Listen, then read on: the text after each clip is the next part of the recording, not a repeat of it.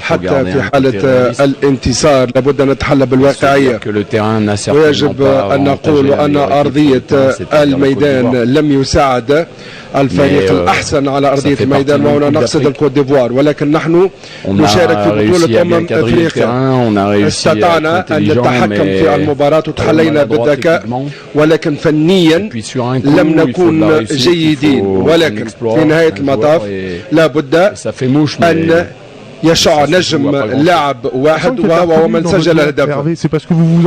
السيد إيرفي، أنت قمت ببعض التغييرات، ما هو مرض؟ أولا أنا أحترم منتخب الكوت ديفوار بالنسبة لنا، وكمدرب لمنتخب المغرب أنا سعيد جدا لأن المغرب لم يصل إلى هكذا مستوى منذ 12 سنة.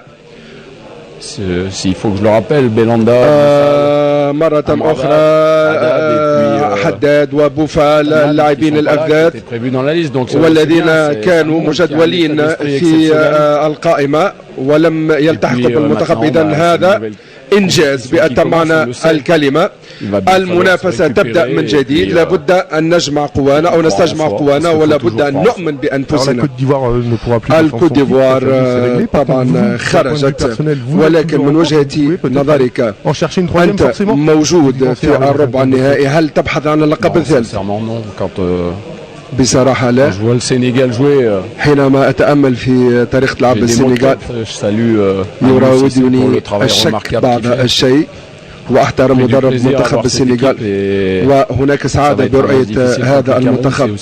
أيضا مباراتنا ضد المنتخب الكاميرون لن يكون سهلا. لا تنسى أيضا منتخب غانا، وهم مختصون في الوصول إلى نصف النهائي والنهائي.